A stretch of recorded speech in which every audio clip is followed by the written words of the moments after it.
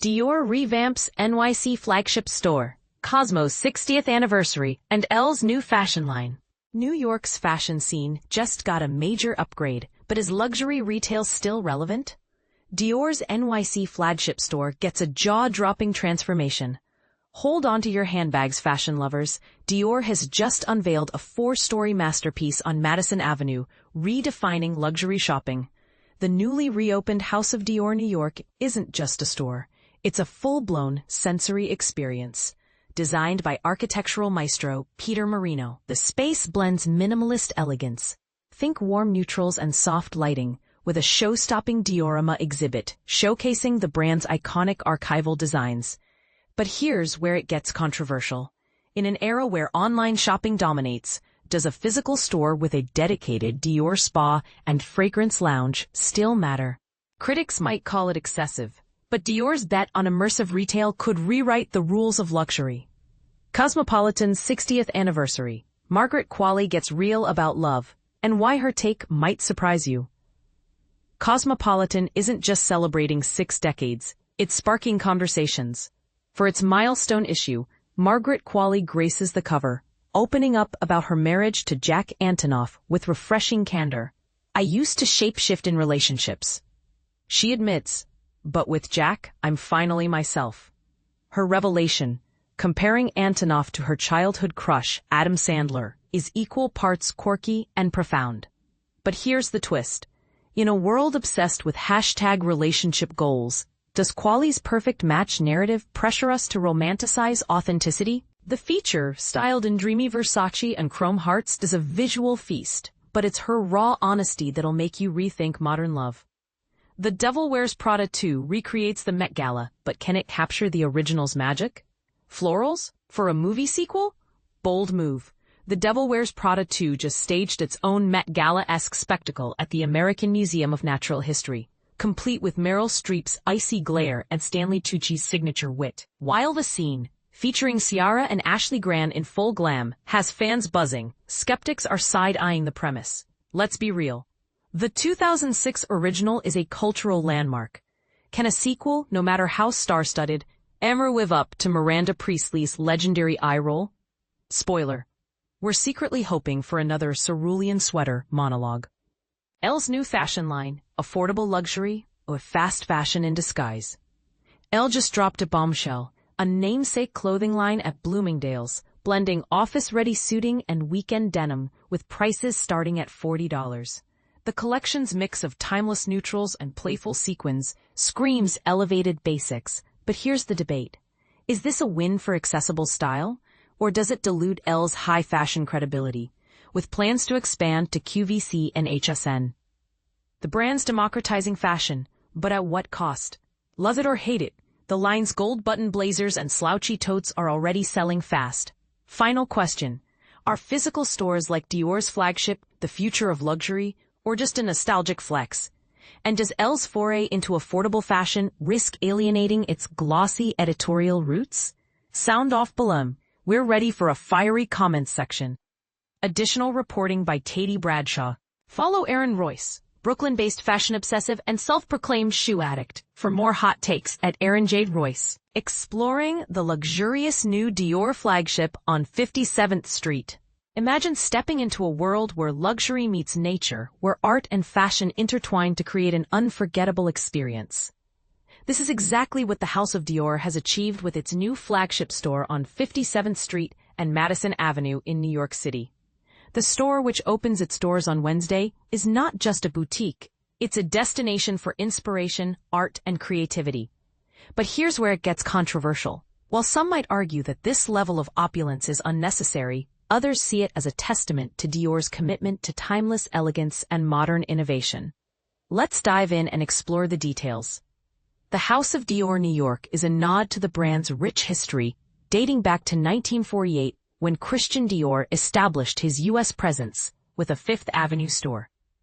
Delphine Arnault, chairman and chief executive officer of Christian Dior Couture, emphasizes the significance of New York in Dior's story. New York has always been central to Dior's story, she says.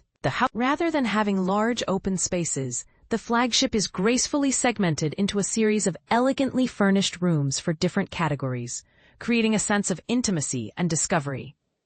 In a wink to Dior's years as an art gallerist before he became a couturier, there's artwork through the flagship, including paintings by Nir Hod, Tony Sherman, Jean-Michel Othoniel, River Blossom, and Miriam Elner, photographic works by Charles Jones, Adam Fuss, and Robert Mapplethorpe, and furniture by Michelle O'Connor and Roland Mellon. The colorama wall along the staircase creates a visual journey through 75 years of the House of Dior, with miniature icons of bags, perfumes, makeup, and millinery. A central column designed by Wirtz and covered by greenery with an embedded irrigation system brings movement and life to the space in a way that's very much in tune with New York, Arnault observed.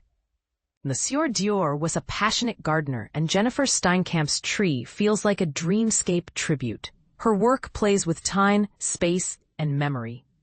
That's the kind of experience we wanted to bring to the House of Dior, New York. We wanted to create something that felt personal, emotional, and immersive, more like stepping into a gallery or a home than a traditional store, Arnault explained.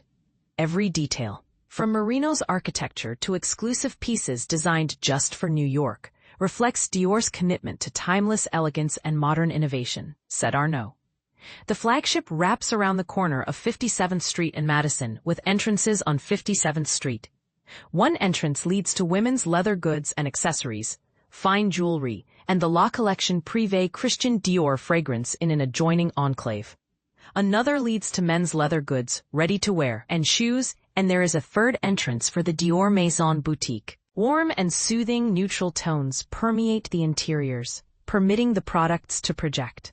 The second floor houses a spacious, curated assortment of women's ready-to-wear and shoes, and a bespoke, made-to-measure service for Dior men's ready-to-wear pieces and novelties. Clients can customize the shape, sleeves, and fabrics of garments, and further personalize using buttons, lining, and other finishing touches. On the third floor, there's fine jewelry and uber-luxury handbags, as well as 2 VIP salons and a fine jewelry room for private meetings.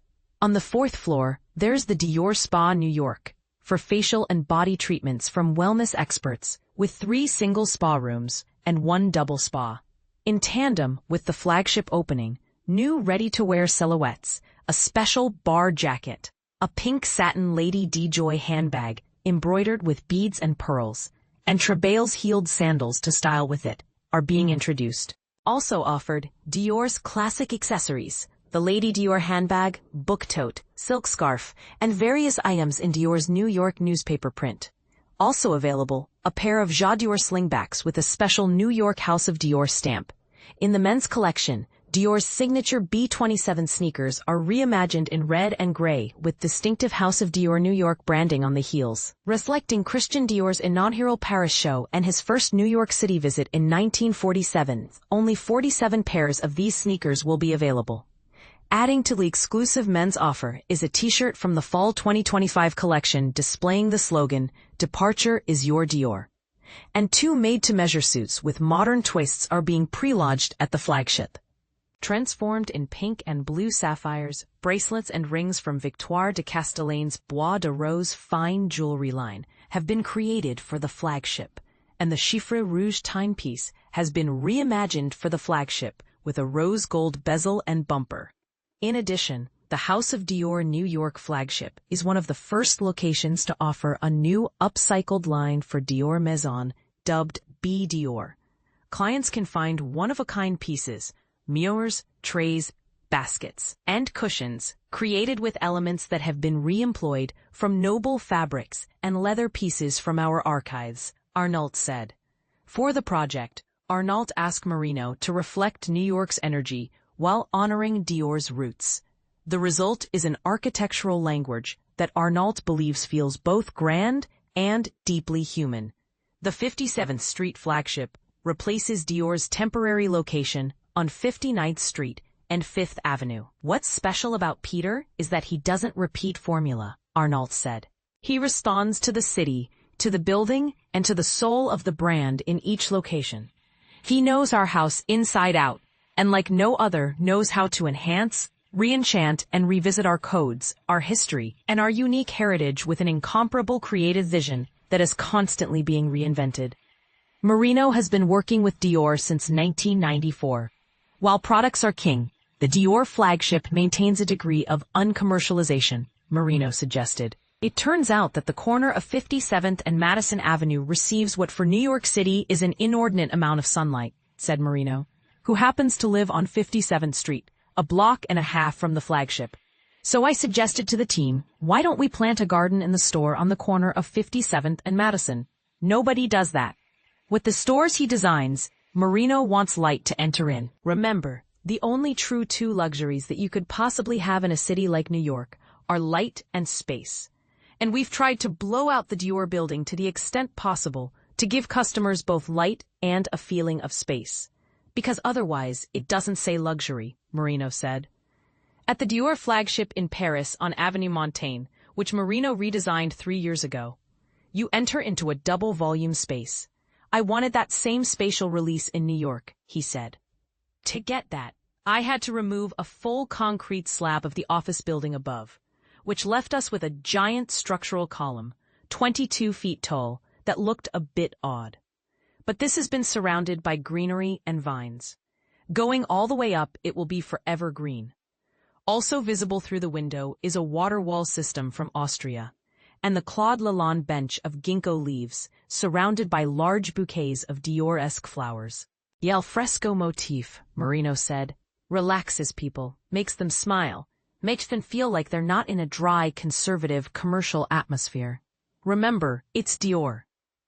He was a passionate gardener, and in his country houses, both in the north of France and in the south, in Grasse, where the perfumes come from, he had rather beautiful gardens that he tended himself, Marino said. He was passionate about roses. Entering the Lily of the Valley tea salon, which is in the home shop, you will literally be sitting against the huge backlit mural of a garden by Corinne Laval, the French photographer, Marino said. Many of Dior's incredible silk gowns had hand-painted flowers.